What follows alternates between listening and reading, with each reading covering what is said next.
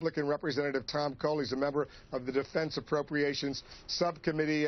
Congressman, thanks very much for joining us. So you hear a Palestinian in northern Gaza express his fear, his deep concerns about what's going on. I'd love to get your reaction.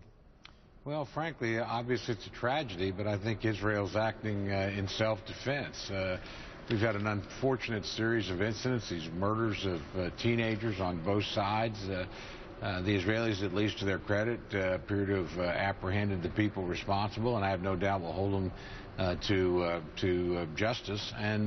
But this raining of missiles on innocent civilians is, no country's going to tolerate that. So I don't know if this was designed by Hamas to create an incident, but I would expect the Israeli military to respond. They certainly have, and I think they'll do so professionally, but I think they'll do so decisively. I know you've been critical of the Obama administration on many different fronts. When it comes to Israel and Gaza, what's going on right now, how do you think they're doing?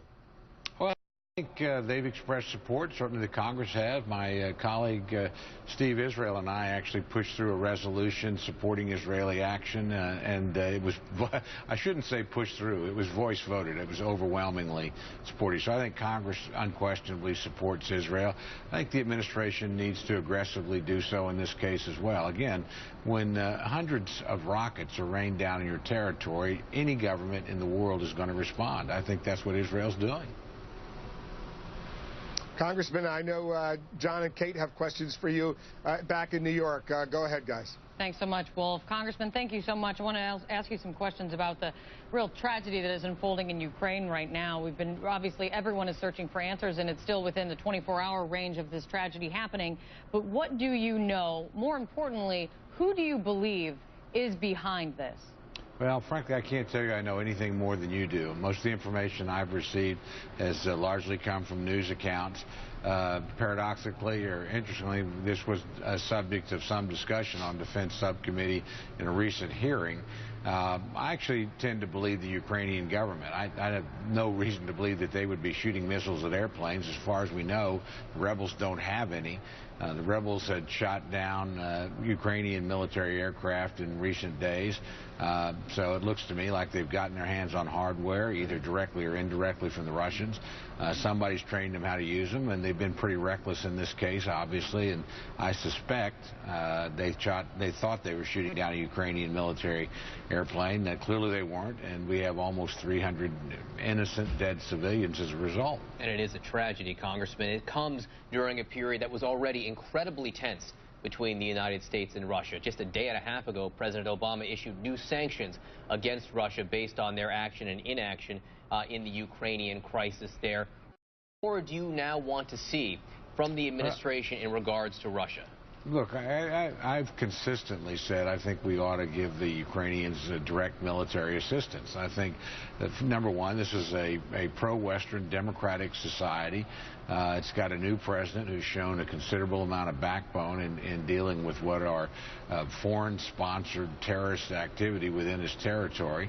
They've requested military assistance in the past. They've not asked us to put boots on the ground or planes in the air, but they have asked us to help them with equipment and advice, and those are things I think we ought to do.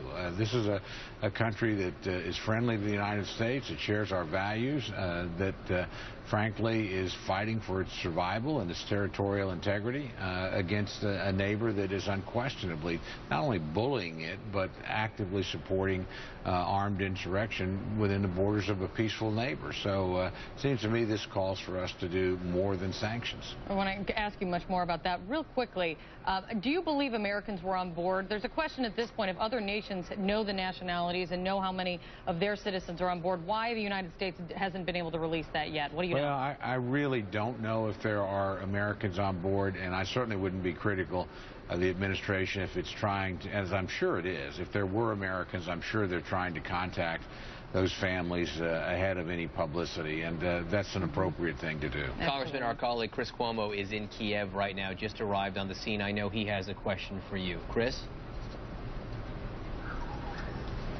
Hey, thanks, John. I've been listening to the conversation. Very helpful to people in trying to understand what the U.S. will do next. Congressman, thank you for joining us. There's one practical and one political question from the ground here.